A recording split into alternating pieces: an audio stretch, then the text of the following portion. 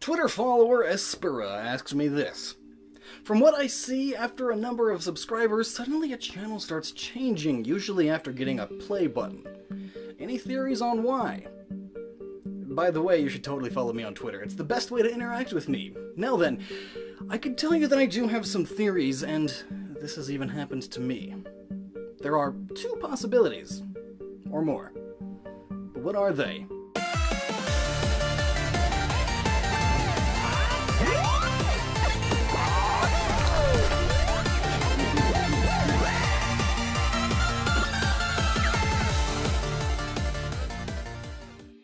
So first things first, what is a silver play button? Well, it is this. It's an award YouTube sends to people who gain 100,000 subscribers, and it is the first big league tier marker as far as YouTube is concerned. The YouTube community itself has gone further with milestones.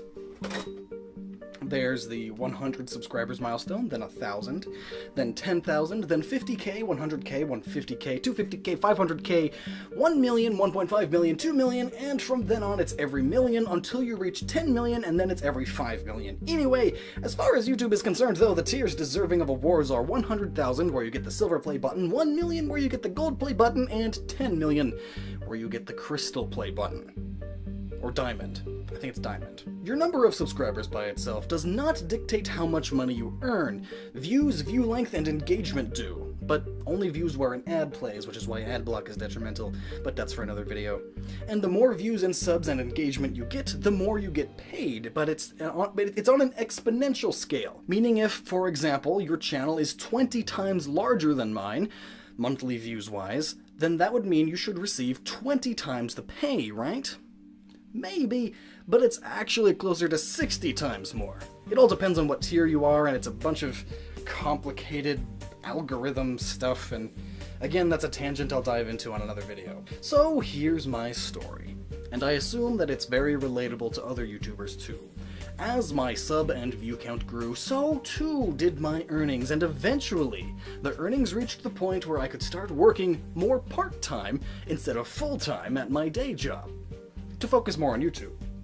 Eventually, when it reached the point where if I were to spend my time at my day job working on videos instead, I'd be earning more money, I finally made the switch and did YouTube full-time. For me, this was just before getting the play button, if I remember correctly, like 94,000 subscribers or so. You see, if at 100k subs and half of them would watch every video I put out, and I'd put 20 or so videos out per month, that's 1 million views, and 1 million views equals about $1,000. $1,000 isn't much, but it's enough to pay my bills and put food on the table, so at this point, around 100k subs where YouTube by itself was paying for my needs, I figured out I didn't need my day job anymore. It's nice to have some extra spending money on things, but if I were to use that time at my day job to work on YouTube videos instead, I'll grow more and eventually make up for my losses. And that is exactly what happened. Soon enough, I got the play button in the mail. It's like a badge, a trophy, an achievement, and not those dopey participation awards schools are giving out these days. A real, you actually accomplished something with your stupid video making hobby award. A you can now make this your career award. It gets into people's heads. This was the moment I finally decided that I am a YouTuber. I will live and breathe this brand, or else I will fail. Because that's what happens. As a YouTuber, if your life does not revolve around YouTube, your channel will not succeed in the long run. This is why channels change when they get the play button. It's around this time people finally make the plunge into full-time YouTube, which often can make or break them. Either their channel will benefit from this, and the added time they have to put towards more videos will make them all the better. But more often than not, the opposite happens. And their channels start failing for it.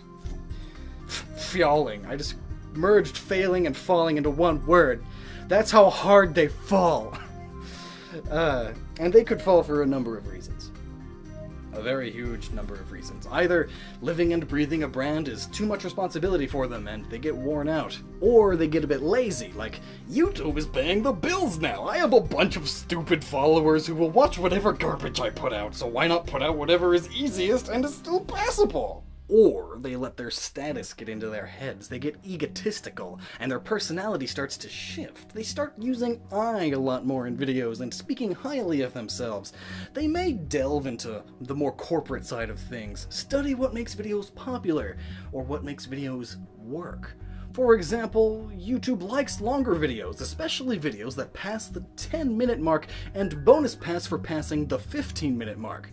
So from then on, this YouTuber may make darn well sure that the vast majority of their videos are at least 15 minutes long, even if it means adding in a lot of pointless stuff.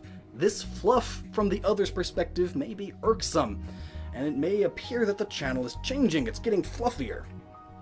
Especially if the fluff is egotistical stroking self-insertion. And it's especially irritating when you're talking about yourself suddenly in a video that has absolutely nothing to do with you. Like you're making some tutorial about how to set up the soundproofing foam. And then you just start talking about your cat. And yourself. Or like, I am excellent at baking cakes. I studied it in college and blah blah blah. I used to suck at it. I used to suck at making cakes. Remember that? Of course you do, because this is the best and only cooking show on YouTube. Thanks so much for being a loyal viewer.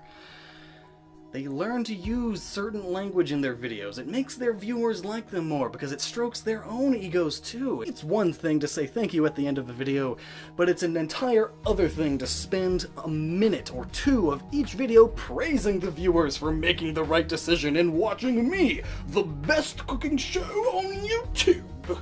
You know how pop music is extremely corporate and soulless? Like, let's take the age-old Baby by Justin Bieber, for example. Look at these lyrics. They are so empty and repetitive. And it took an entire crew of experts to create it. Not musicians necessarily, but psychologists and engineers. They have studied what makes people tick, what makes them like music, and then they design a product to fit those. Pop music is not art. Pop music is a product, part of the machine. And the same can be said of many YouTube channels. It starts at the time of the silver play button. Now you are here. Your job depends on how well your videos do this month, and competition is fierce. You need to get every advantage you can get. So you start studying on how to make your channel better. Longer videos, exclusively clickbaity thumbnails, and titles like all caps lock all the time, neon green.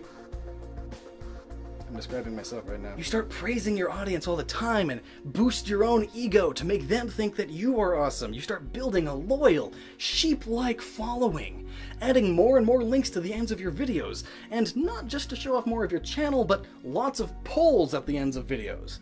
And lots of incentive to get everyone to click your links, because that also helps boost your channel on YouTube.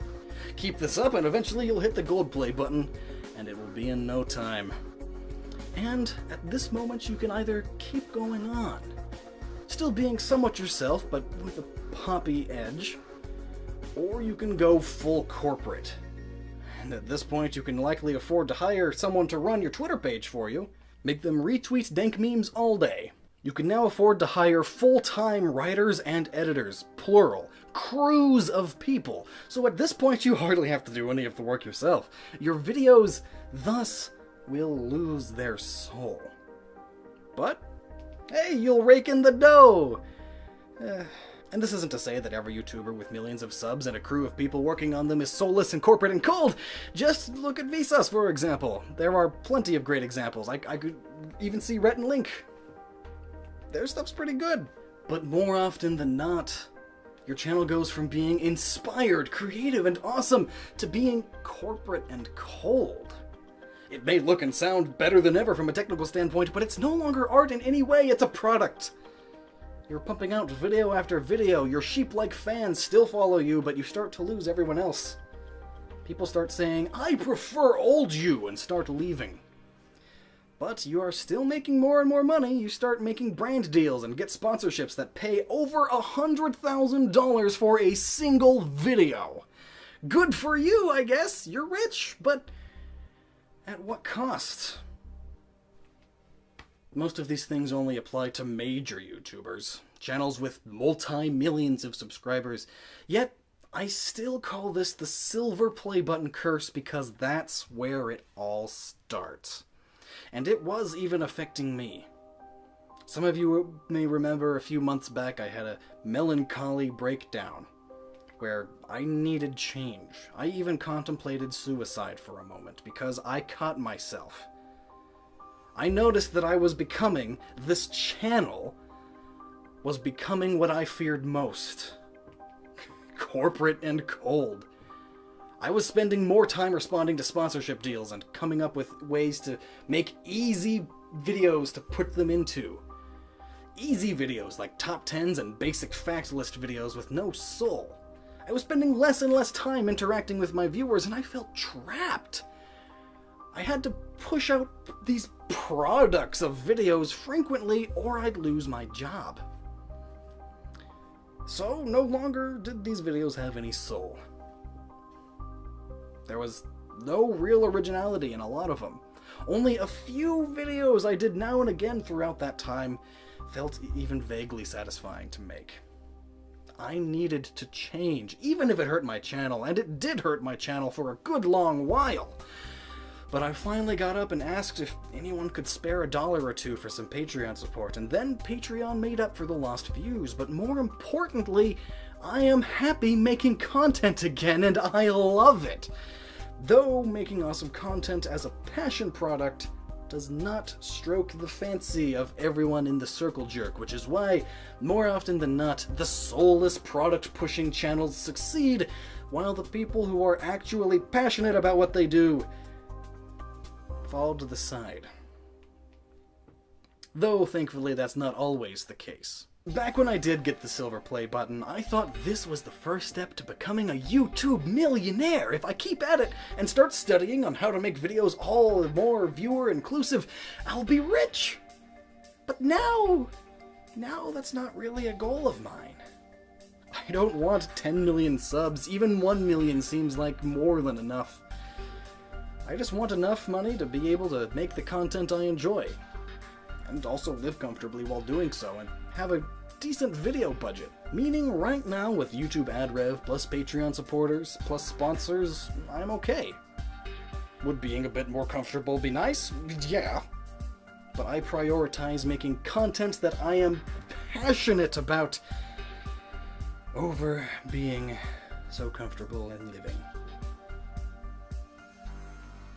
Like, for example, that last Pokemon video, my goodness, that took me 80 hours in 1 week to make! Hopefully it'll be worth it.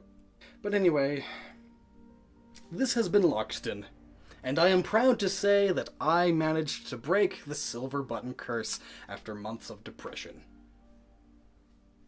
But have you?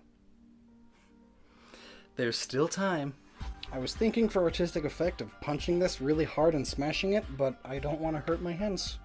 And I actually like this. Not only because it's a symbol, a badge, a trophy of my achievements. It's like the only trophy I've ever gotten in my life. But also because it symbolizes all the dang depression this put me through. Ugh. But the depression I overcame. And you can too. If you're a YouTuber that has gotten this and feels the way I did, you can do it! But the first step in doing it is admitting that you are it. I'm always here to talk if you need. Follow me on Twitter. Yeah, that's gonna be the end of this video. It's an award YouTube sends to people who gain 100,000 subscribers, and it is the first big league tier marker as far as YouTube is concerned. The YouTube community itself has gone further with milestones.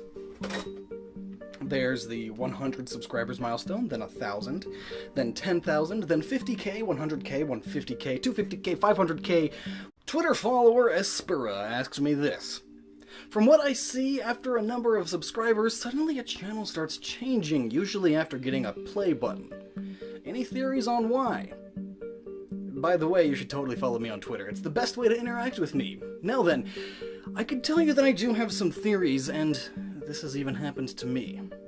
There are two possibilities. 1 million, 1.5 million, 2 million, and from then on it's every million until you reach 10 million, and then it's every 5 million. Anyway, as far as YouTube is concerned though, the tiers deserving of awards are 100,000 where you get the silver play button, 1 million where you get the gold play button, and 10 million where you get the crystal play button. Or diamond. I think it's diamond. Your number of subscribers by itself does not dictate how much money you earn. Views, view length, and engagement do. But only views where an ad plays, which is why ad block is detrimental, but that's for another video.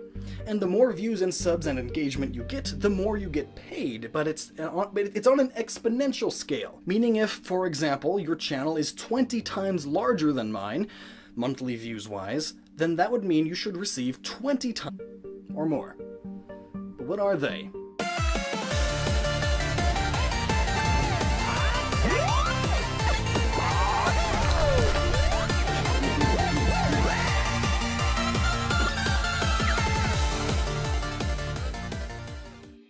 So first things first, what is a silver play button? Well, it is this.